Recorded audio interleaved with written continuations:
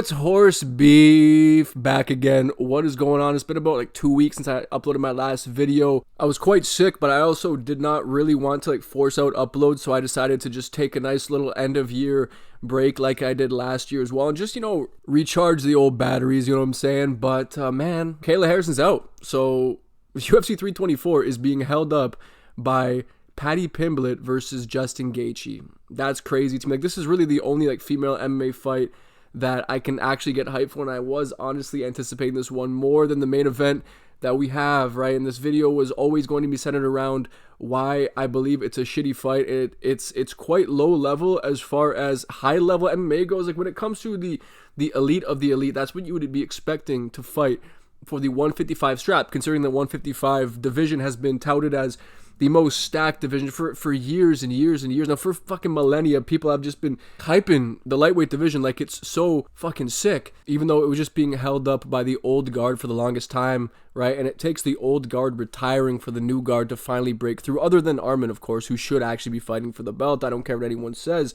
Obviously, I've had some choice words for Arman Tsarukyan as well, but since he beat Dan Hooker, and in the fashion that he did it, there's just no question that he should be fighting for the belt. And if he is not fighting for the belt with Ilya out and Islam up a weight class, then the belt means nothing at all. It really just means nothing. This seems to just be a fight to determine who gets slept by Ilya next, or who gets wrestle fucked by Arman next, right?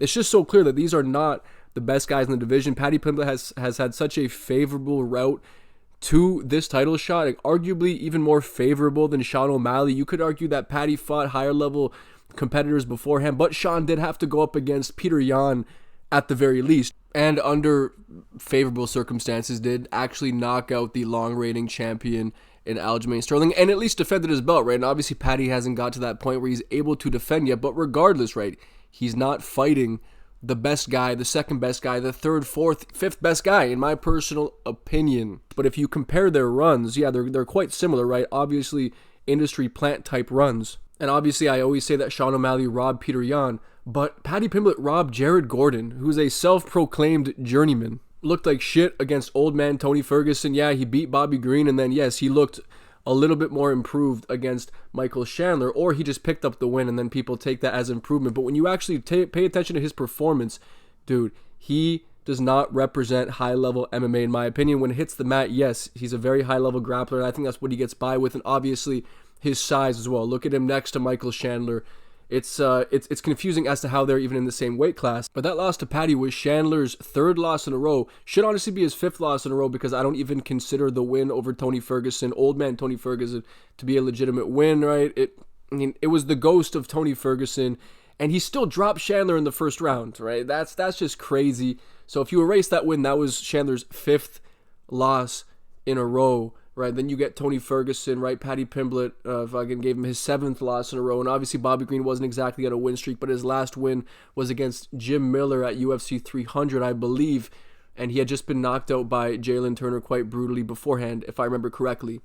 And these are real asterisks to put on wins, right? People like to put asterisks on Ilya Toporia's wins with Volkanovski, Max Holloway, and Charles Oliveira, right? Three fighters who are still in very good form and clearly not past their best. Or at least not completely past it, right? You could argue that they're maybe not at their very best, right? At their peak, obviously with the ages of Charles Oliveira and Volkanovski, you'd expect them to have regressed a bit, but who else is beating these guys besides Ilya Topuria and people like Islam Makhachev, right? Who's actually beating these dudes? No one else. While Paddy Pimblett is getting favorable matchups against fighters who are on their way out.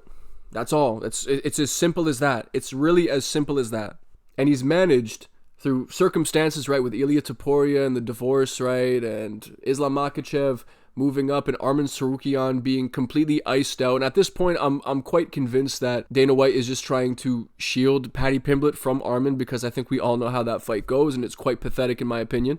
And I'm always a huge proponent of giving fighters the benefit of the doubt and assuming that they will improve fight over fight, but I just really haven't seen it with Paddy Pimblett, right? Like, we saw Merab lose to Frankie Sands and Ricky Simone, and people act like it's suspicious how he ended up turning his career around and trying to attribute that to some kind of PED usage, but he was showing actual fight over fight improvement, right? But Paddy Pimblett is still making the same mistakes, keeping his chin up in the air, right? Merab used to get caught with the left hook quite often, now he seems to have patched up that hole, right? He was criticized for his lack of finishing ability. Now he seems to be putting steam on his shots and actually improving upon his striking fight over fight and going for submissions, right? Merab is an example of a fighter facing a roadblock and actually overcoming it and showing those improvements. Paddy Pimblett is doing the same shit, right? His striking looks like cardio kickboxing striking. Am I the only one noticing this? Like, I'm sure I'm not the only one, right? Because he does make glaring errors, and anyone who understands the fundamentals of striking will see that. But he's gotten by with it thus far, right? Due to his size, his chin, right? His chin is fantastic.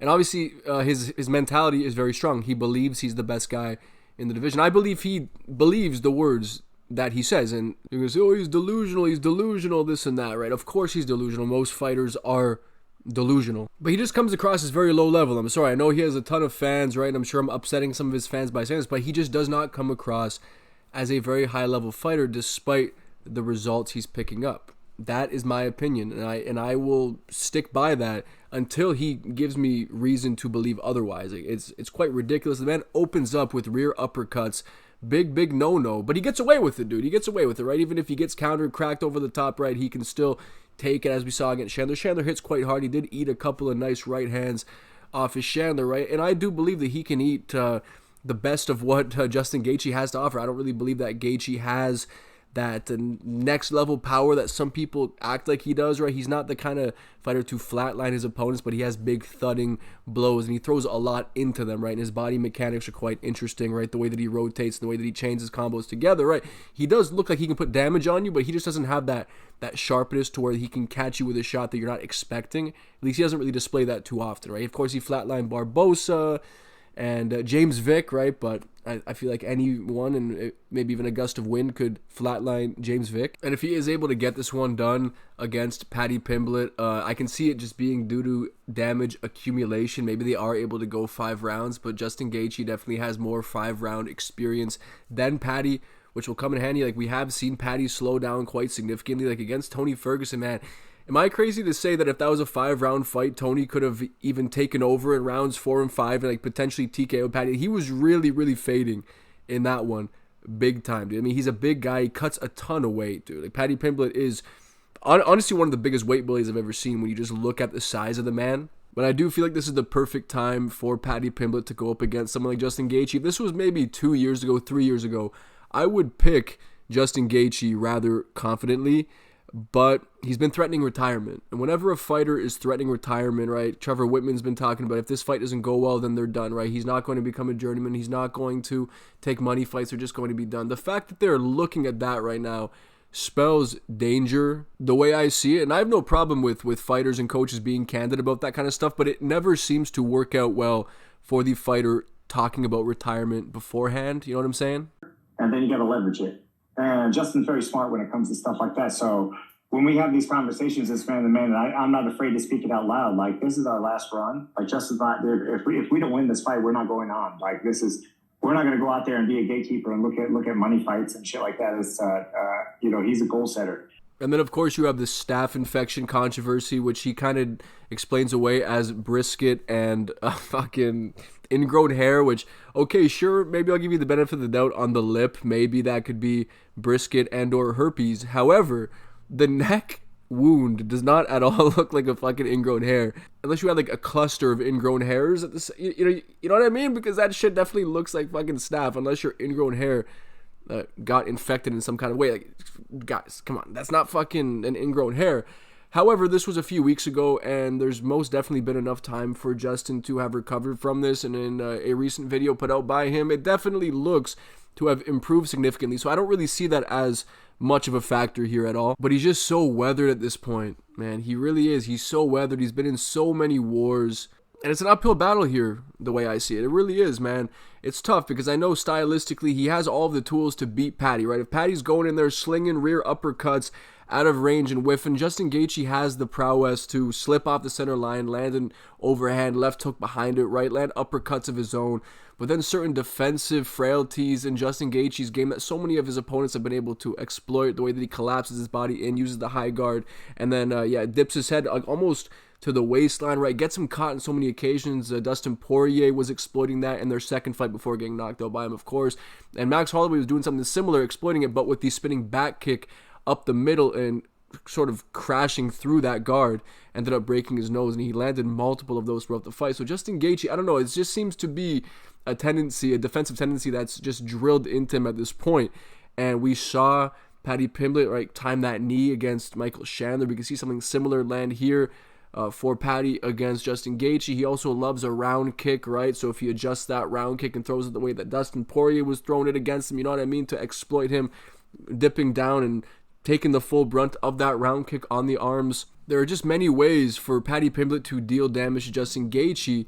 However, I don't think he has much to worry about with the hands, right? As I said, Paddy Pimblett does not have hands whatsoever. I know he did significant damage to Chandler, but all that damage was done via ground and pound, right? Nasty fucking elbows. Those were some ferocious elbows. I have to give Paddy credit for that, right? The ground and pound was nasty, and that knee which he got Michael Chandler to run into. So it's not like I'm saying Paddy Pimblett doesn't have effective weapons. He does, but he just looks so sloppy while doing it, especially when he's letting his hands go, man. And he really is sloppy, right? He does not step his head off the center line, and Justin Gaethje can punish you for that, right? He's so much more high level of a striker than Michael Chandler. He can punish you for being sloppy and leaving your chin open like that. So maybe this is the moment that Paddy Pimblett finally has his chin cracked, but I'm not too sure. And I can see Justin Gaethje getting overwhelmed in there with the size of Paddy Pimblett. And when it hits the mat, dude, against any high-level grapplers, Justin Gaethje does look like a fish out of water when he's underneath of a high-level grappler, especially someone who's as big and as strong and as high level as Paddy Pimblett, because Paddy Pimblett can tie you up on the ground, right? He is definitely one of the most high-level grapplers at 155. Like, when I say that he has cardio kickboxing striking, right? Obviously, I'm just talking about his striking, but his grappling is undoubtedly high-level and elite, right? He's shown that time and time again. No one can take away from him on the mat, and that's exactly where Justin Gaethje is to be exploited, where he's shown that he can be exploited. Obviously, he hasn't been, like, subbed by all kinds of fighters, really. Like, it's pretty much been Charles Oliveira and Khabib Nurmagomedov, right? Khabib did him pretty easily, but it's still Khabib at the end of the day. But then, having said that, I also, like, when I think about it, I can't think of a super high-level grappler that Paddy Pimblett has had his way with in the octagon, because he hasn't really had to go up against someone with super high-level jiu-jitsu like that, right? Of course, he ground and pounded Michael Chandler, subbed Bobby Green, but, I mean, foolishly, Bobby Green shot for a takedown, which made no sense whatsoever, right? And he subbed Jordan Levitt. Ooh, crazy stuff there. So come to think of it, Paddy actually hasn't displayed high-level grappling like that against high-level fighters, because he hasn't really fought super elite fighters yet. So there probably are more unknowns here than people are giving it credit for, and I think people are writing off Justin Gaethje too much. Even though, as things stand right now, I'm picking Paddy, people are definitely writing off Justin way too much here when I think about it. So if he struggles to get Justin to the mat, then I can absolutely see Justin chewing up the lead leg of Paddy Pimblett, and just feeding him big shots and punishing him for keeping his head on the center line. I can really see that. And if it turns into that kind of fight, then yeah, Justin wins this one for sure. But I see Paddy getting him down and subbing him.